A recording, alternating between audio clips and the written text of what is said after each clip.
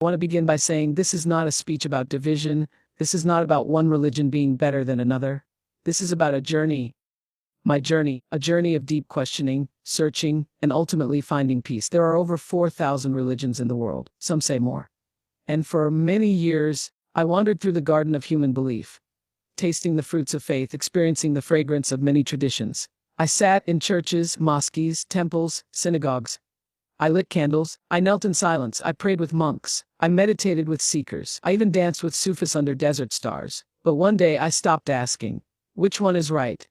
And started asking, which one speaks to my soul? And that's when I met Hinduism, not as a religion to be studied but as a living, breathing experience. A vibration, a way of seeing the world that didn't ask me to abandon logic. It invited me to expand it. A tradition that didn't say, this is the only way, but rather whispered, there are many rivers, but they all flow to the same ocean. Now let me tell you why I chose it. Or maybe why it chose me. Hinduism didn't ask me to follow a prophet.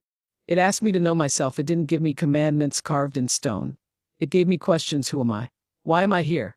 What is real? What is eternal? It told me that divinity is not just up in the heavens, but within me. In you, in the trees and the stars and the silence between words.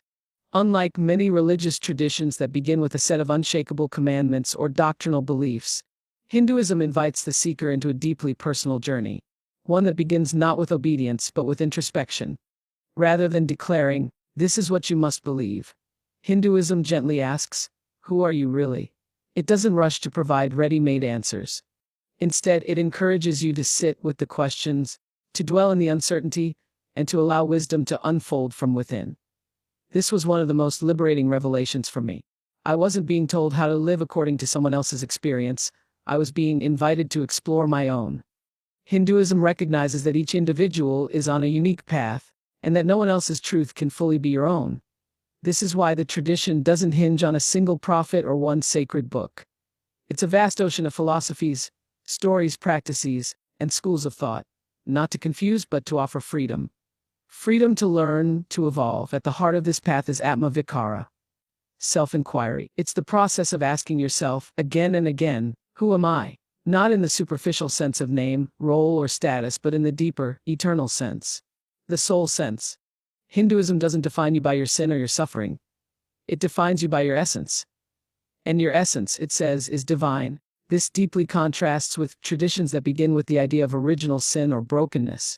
In Hinduism, there's no need to be saved from yourself. There's only the need to remember who you are. The ancient sages didn't speak of salvation as something external.